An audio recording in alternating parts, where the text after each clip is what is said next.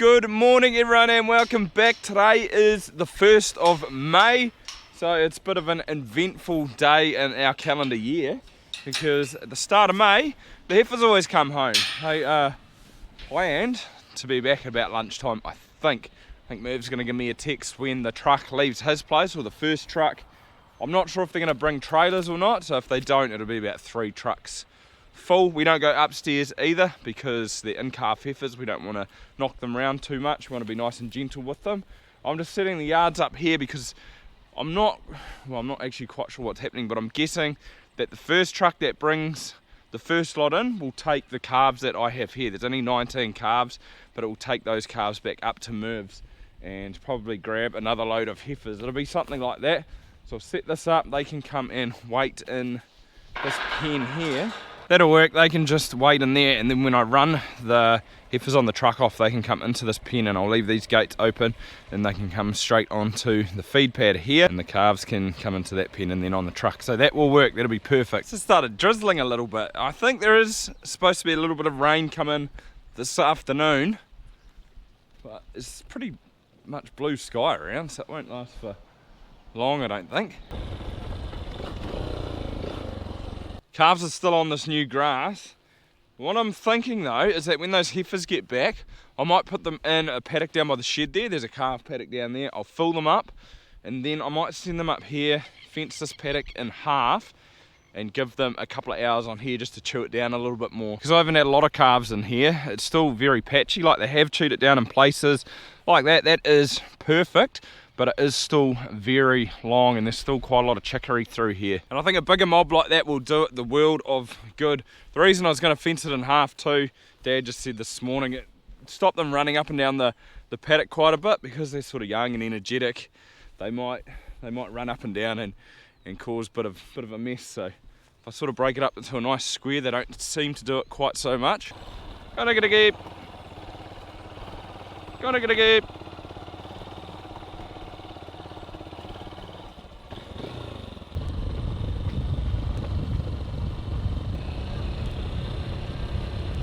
Might be too hard to get them in that pen on my own. Might have to wait till a truck driver's here or Dad comes in. Come on! Up! Oh, there we go. Just need a couple to go. Come on! Oh, look at that. Not too bad at all. Calves are obviously very inquisitive creatures. I thought I'd better just tie this up. So if one licks the latch off, at least they're not going to get out.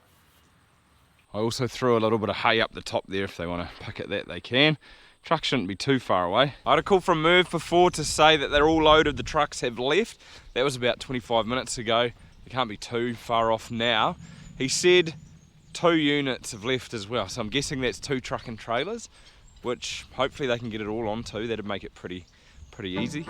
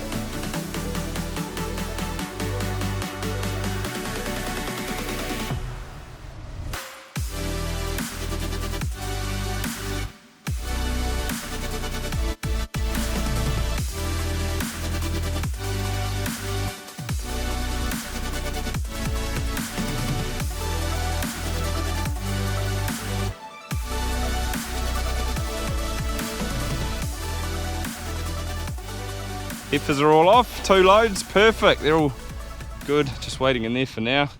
Now it's these little fellas. Not that scary, girl.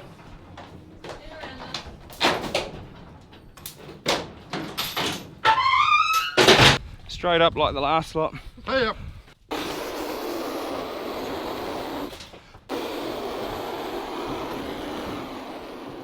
Buggo. That's it, have a look. The run of the trailer.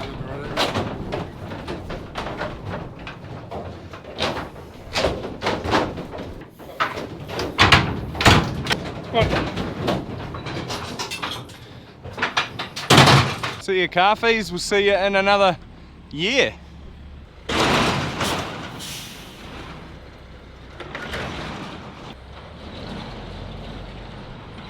That was actually brilliant this year, just having the 2 units come in. They have done it in the past with just trucks, or maybe a truck and trailer. So they've done 3 trips, they've brought 2 in like this, but then they've had to go back for that 3rd load. And it just worked so well getting them all here within, 10 minutes of each other. Well, they actually arrived at the same time. I like using Olivers. They're based in Otahonga, which is half an hour south of here, and we do have more local trucking companies, but Marty's great. He was driving one of the trucks then, but he organised everything, and he's really easy to work with and really good, so I quite enjoy using them. And he also got us the grazing at Merv's. I think Merv was looking, and he told Dad we were looking as well, and he said, oh, there's this person that's looking for grazing.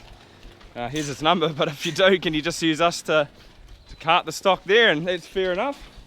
And we've been using them ever since, really. We'll chuck these girls on some grass. They can have a feed. Put them on here for an hour or 2, and then maybe I'll run them up and put them on that new grass.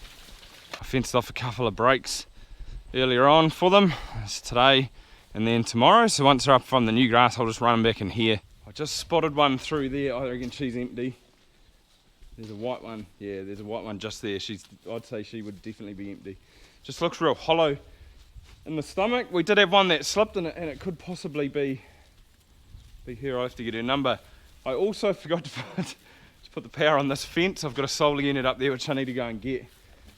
But they haven't broken through yet, which is a win. I think it was that one there.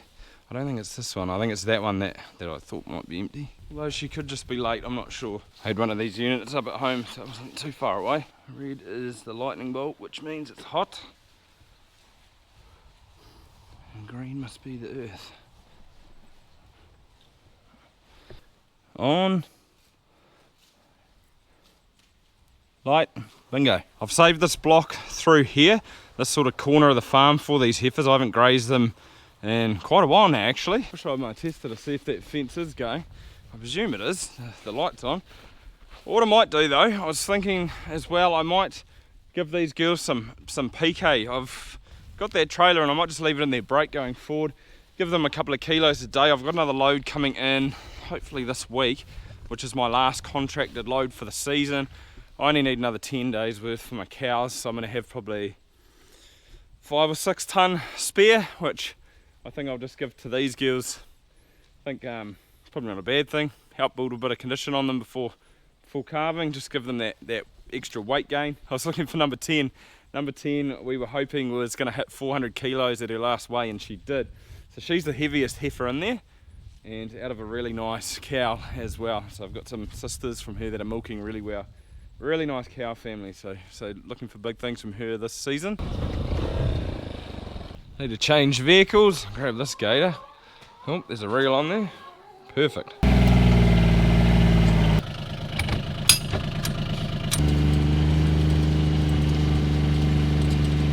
I think I'm going to leave them off that grass today. I'm going to run them up about now and do it, but there's just like a few showers threatening. Plus they had a feed this morning at Merv's and they've had another feed now. I don't know if they'll deck it as much as I sort of want them to. So yeah, maybe I'll just leave them from it. We're going to take this feeder down. Just come up to drop the hay feeder though. This can stay there. I'm actually going to buy another one of these at the field days hopefully. I think these are great. I need 2.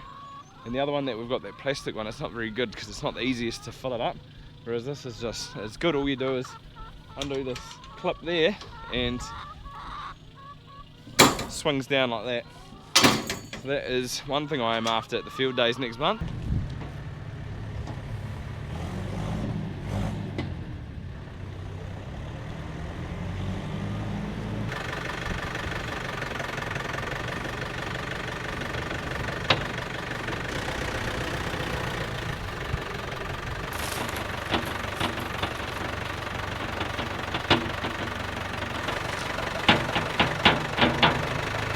It is a great meal trough for the calves, this one, but it would be quite nice having a nice deep one where you can just bucket stuff in nicely, or a lot easier. Dad is hopefully going to come down and give me a hand, just really to get it through that gate, and then it should be pretty sweet. That rain looks like it's sort of going around us, but I'm still not worried. I'm still just, change plans. I'm not going to put them on. I'm just going to leave it for today. Thought it might take them a little while to get into, but sort of having a sniff straight into it.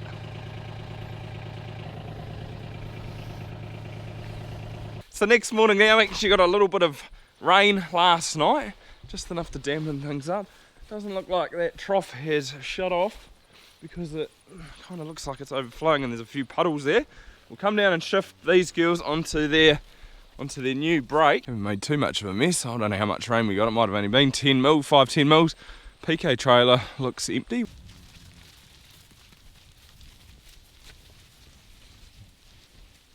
The only problem of having these trailers in the paddock is that they do make a bit of a mess around it eating, but probably wouldn't have been quite as bad if it hadn't rained.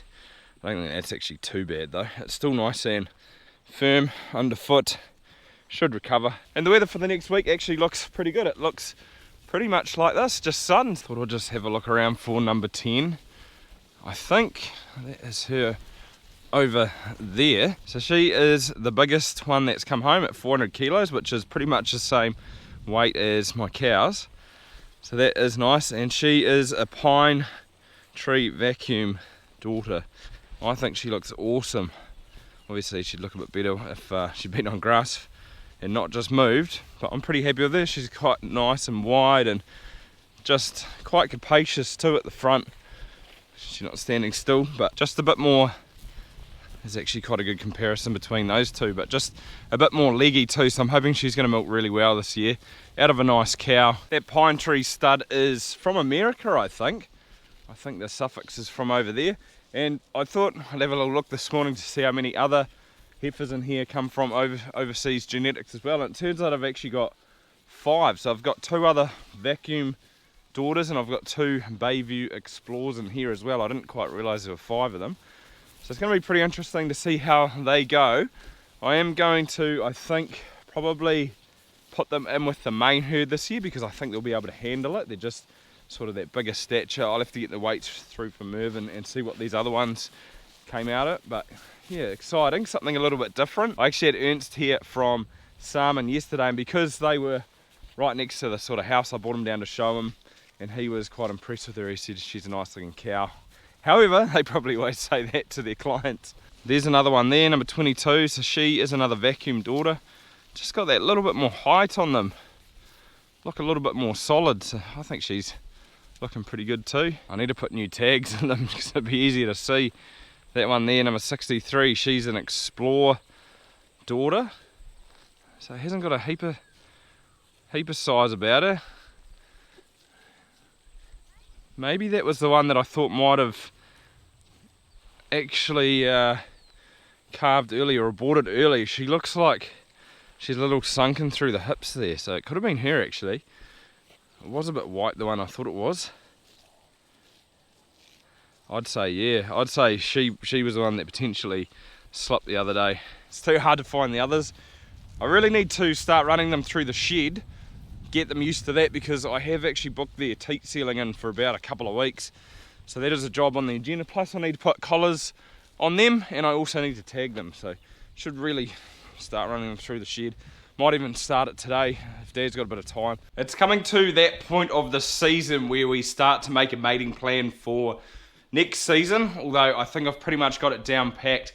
But talking about salmon, I didn't actually use any of their bulls last year. I thought I'd keep it simple, just using a couple of companies and sort of less bulls. But this year, I'm going to go back to salmon and try a couple. So these are the couple that I'm choosing. So I've chosen some of this Achievement. I think he's just got really nice traits down here. Nice strong udder, which is the main reason I'm going for him. I'm not too worried about the BW. It does have a high BW, but I'm not too worried about that, to be fair. And I'm also going to try some of his son, Freedom. He does have Integrity in the mix, which I quite like it. That Integrity was a nice bull. And I'm also going with something a little bit different. And I haven't tried this before, but I'm going to try an Australian bull.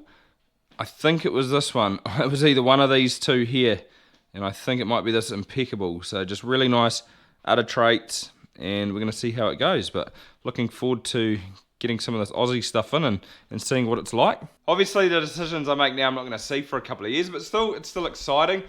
But that pretty much will wrap it up for this video, guys. It's sort of like winter mode when you get the heifers back, I reckon, because that mob just goes purely onto break fencing. So yeah, it sort of feels like the end of the season's coming pretty quick now, and I'm sort of ready to start drying some cows off. But apart from that, hopefully you enjoyed it. Give it a thumbs up, that'd be awesome, and see you next time.